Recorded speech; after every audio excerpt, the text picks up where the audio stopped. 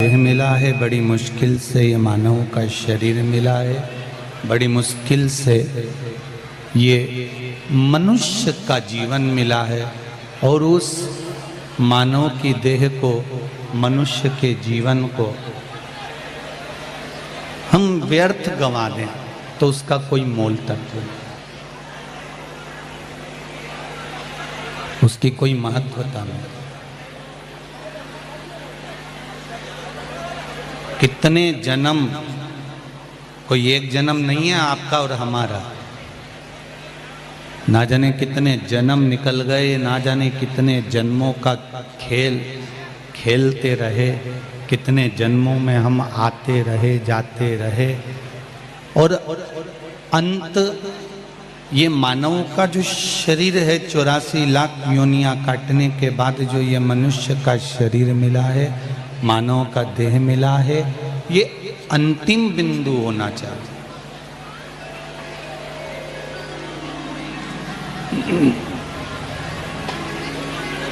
ये मानव का शरीर अंतिम बिंदु पर होना चाहिए, क्योंकि इसके बाद में फिर कोई जन्म मिले ना मिले, पर भगवान की भक्ति कर कर हम भगवान के चरणों में अपना स्थान बना लें, जिससे बार बार फिर हमें जन्म मरण के चक्कर में नहीं पड़ना पड़े।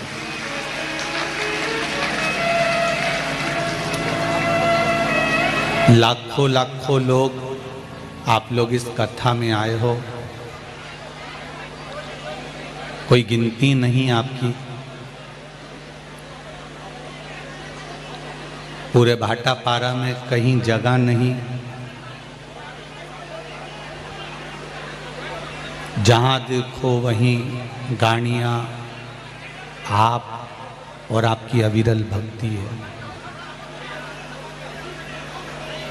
इसके सिवा कुछ भी नहीं। कितने घंटों से इंतजार कर रहे हो कथा का, वो कथा हाथ से ना चली जाए उसका ध्यान रखना। बड़ी मुश्किल से 5-5, 6-6 घंटे से इंतजार में लगे हो, और 3 घंटे की 2.5 घंटे की कथा अगर बातचीत में छूट गई तो फिर आना व्यर्थ था, फिर आने का कोई सार्थत्व नहीं था। बड़ी मुश्किल से मिलती है। और बड़े प्रसन्न हुआ करो जब सत्संग में जाया करो, तो उसमें अपने को मुख नहीं उतारना। सत्संग में जाओ तो बड़े खुश होकर जाओ, और सत्संग से घर भी जाओ तो बड़े खुश होकर जाओ। और कोई तुमसे पूछे कि कहाँ बैठे हो, तो सत्संग में जब बैठो तो प्रसन्न होकर बताना कि मैं भगवान की शरण में बैठा हूँ, मैं किसी गलत जगह पर नहीं बैठा, मैं किसी गलत स्थान पर या गलत जगह पर नहीं बैठा हूँ, मैं भगवान की शरण में बैठा।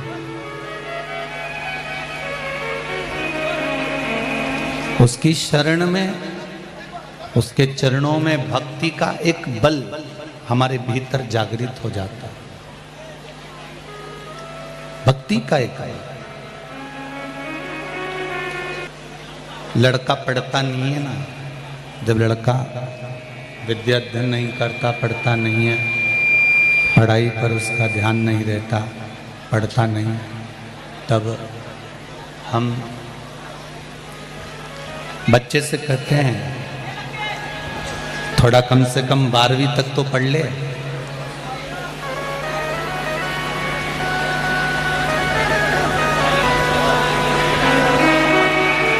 थोड़ा BA BCom तो कर ले, कम से कम 12वीं तक तो पढ़, BA BCom तो कर ले कम से कम। उसी तरह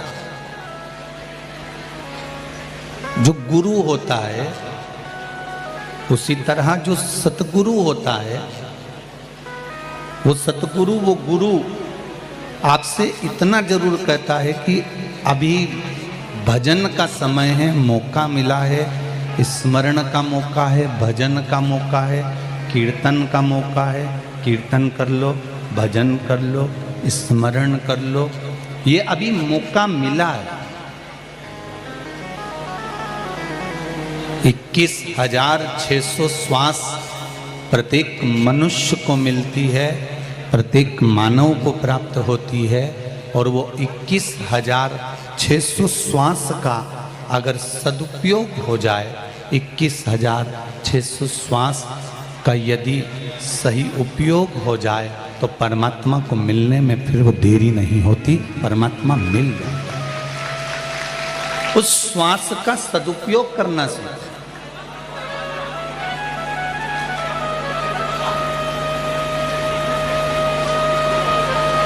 वो श्वास जो मिली है वो बड़ी अनमोल है, वो श्वास जो मिली है वो बड़ी कीमती है।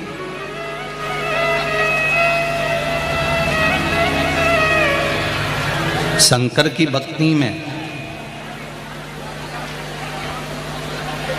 शंकर के स्मरण में, शंकर भगवान के मंत्र जाप में, शंकर भगवान के नाम जाप में, शंकर भगवान के स्मरण में जितनी श्वासें हमारी लग रही हैं, जितनी श्वासें हमारी जा रही है, समझ लेना कि पूर्व में जो श्वासें गई वो श्वास किसी काम की नहीं थी, और जो श्वास भगवान के मंत्र जाप में, भगवान के भजन में लग रही है, वो श्वास की कीमत स्वयं भगवान ही जान सकता है कि उसका आनंद क्या है, उसका सुख क्या है। बचपन में आपने भगवान का भजन नहीं करा, जवानी में नहीं करा, अधेड़ी में नहीं करा, मान लो बुढ़ापा आ गया और दुनिया के लोग कह रहे हैं कि बुढ़ापे में भजन करके अब कौन सा तुम इतिहास रच दोगे। तो कहने वाले को इतना जरूर कह देना, बताने वाले को इतना जरूर बता देना कि भगवान के भजन में, भगवान के कीर्तन में, भगवान के मंत्र जाप में, भगवान की कथा में उम्र नहीं देखी जाती। परमात्मा की भक्ति में उम्र का कोई क्रम नहीं है। आर्मी की नौकरी करोगे, मिलिट्री की नौकरी करोगे तो उसमें लिखा है कि उम्र इतनी होना चाहिए। विद्युत विभाग की नौकरी करोगे तो उसमें लिखा हुआ है उम्र इतनी होना चाहिए। शिक्षक की नौकरी करोगे तो शिक्षक में भी लिखा हुआ है उम्र इतनी होना चाहिए। पुलिस की नौकरी करोगे तो उसमें एडमिशन करने के लिए, पुलिस में शामिल होने के लिए उम्र लिखी होती है कि इतनी उम्र होना चाहिए। गवर्नमेंट जॉब करो चाहे प्राइवेट जॉब करो, प्रत्येक जॉब में, प्रत्येक सर्विस में, प्रत्येक नौकरी में उम्र लिखी होती है कि इतनी उम्र वाले को लिया रहा है। पान की दुकान कर रहा है, किराने की दुकान कर रहा है, टीवी फ्रिज की दुकान कर रहा है, व्यापार कर रहा है, व्यवसाय कर रहा है, उसकी कोई उम्र लिखी है क्या? अरे बोलो तो जम के, नहीं लिखी ना। जो नौकरी कर रहा है उसकी उम्र लिखी कि तुम्हें इतनी उम्र तक नौकरी करना है, तुम्हें इस उम्र से शामिल किया जाएगा, तुम्हें इस उम्र में लिया जाएगा, तुम्हें इस उम्र में तुम्हारी नौकरी लगा दी जाएगी। पर जो धंधा कर रहा है, जो बिजनेस कर रहा है, जो व्यापार कर रहा है, उसकी कोई उम्र नहीं।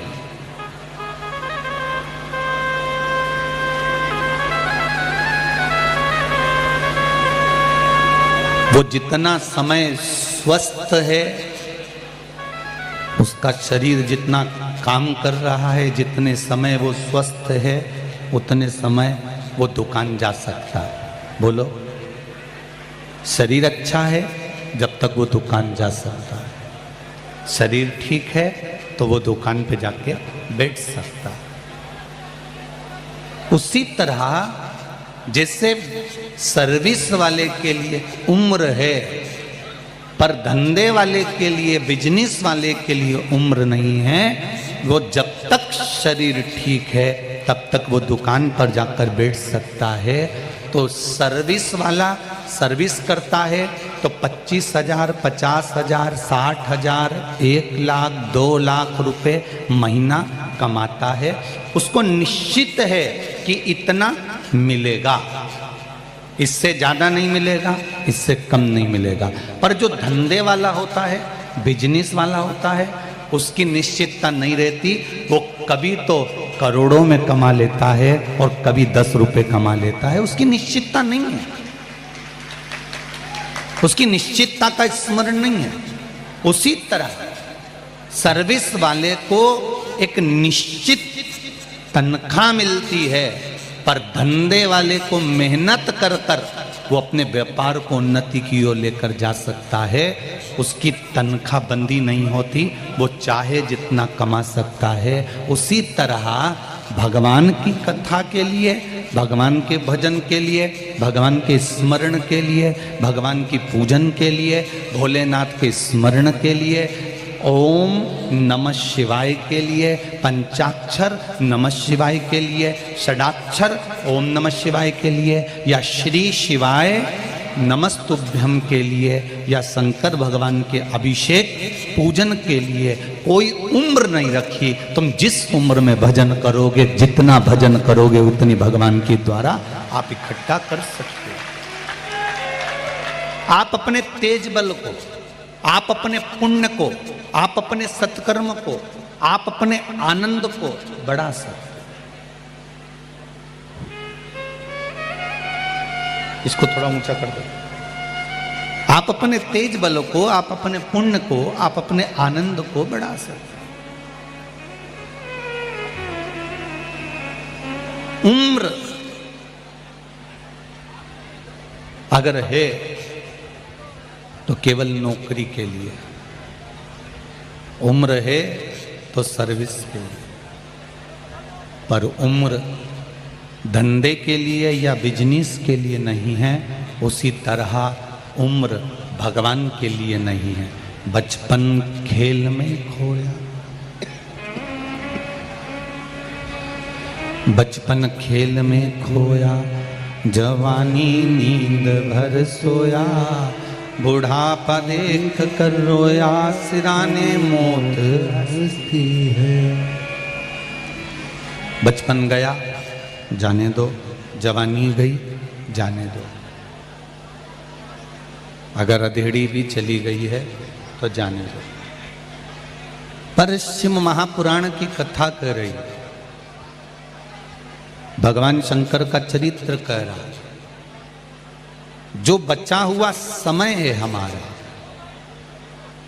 जो परमात्मा ने हमारे को दिया है, 21,600 श्वास जो प्रतिदिन निकल रही है, उसमें से अगर थोड़ा सा भी समय हमारा बचा हुआ है तो हम उसको परमात्मा की भक्ति में लगाएं, परमात्मा के स्मरण में लगाएं।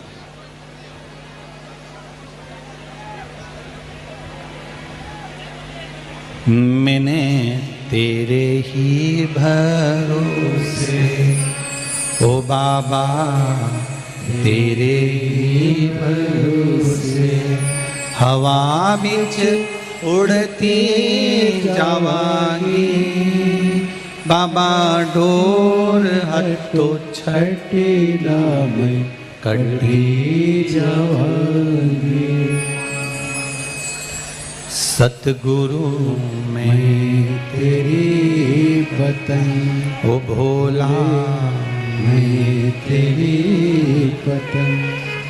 भगवान का नाम, भगवान का जाप, भगवान का स्मरण, भगवान का मंत्र जाप, भगवान का भजन, भगवान का कीर्तन, भगवान के मंत्र का स्मरण, भगवान को एक लोटा जो तुम जल समर्पित कर रहे हो, भगवान को एक बेलपत्र जो तुम समर्पित कर रहे हो, भगवान को एक चावल का दाना जो तुम समर्पित कर रहे हो, वो अपनी चित्त वृत्ति में उतार कर रखना कि वो चढ़ाया गया एक लोटा जल इस मनुष्य देह का मृत्यु लोक में भी उद्धार करता है, और जब हम उस परमात्मा के दरवाजे जाते हैं तो वहां भी उद्धार कर देता है।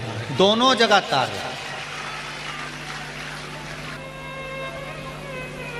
आपका किया गया भजन केवल मनुष्य देह को नहीं तार रहा है, आपका किया गया भजन केवल आप अकेले को नहीं तार रहा है। आपका किया गया भजन, प्रहलाद ने जब भगवान का भजन किया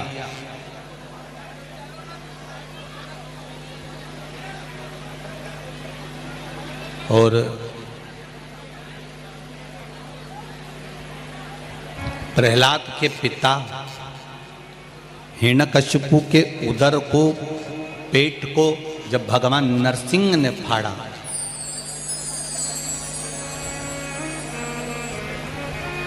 प्रहलाद के पिता मर गए, प्राण छूट गए। प्रहलाद के पिता के प्राण छूट गए, मर गए।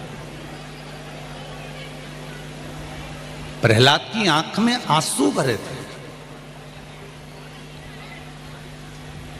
और प्रहलाद के नेत्रों में जल भरा हुआ है। प्रहलाद रो रहे हैं, आंख में आंसू भरा हुआ है, रो रहे प्रहलाद।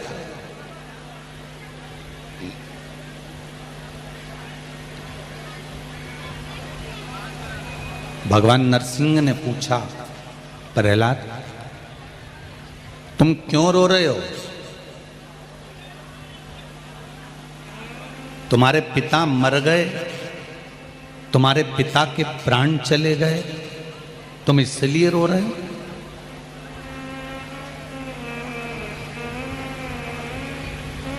तुम्हारे पिता के प्राण छूट गए, तुम इसलिए रो रहे हो?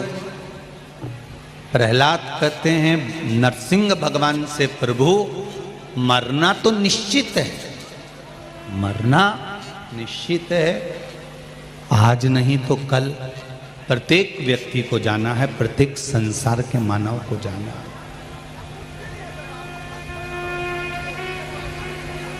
फिर प्रहलाद तुम इतने बड़े ज्ञानी हो कि तुम्हें मालूम है कि संसार से हर व्यक्ति को जाना है, प्रत्येक मनुष्य को जाना है, प्रत्येक मानव को प्राण छोड़कर जाना है, फिर प्रहलाद तुम रो क्यों रहे हो?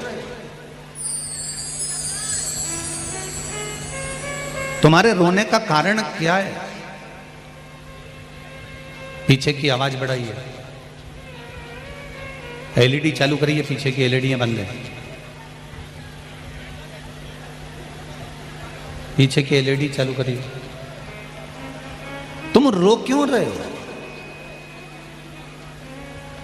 प्रहलाद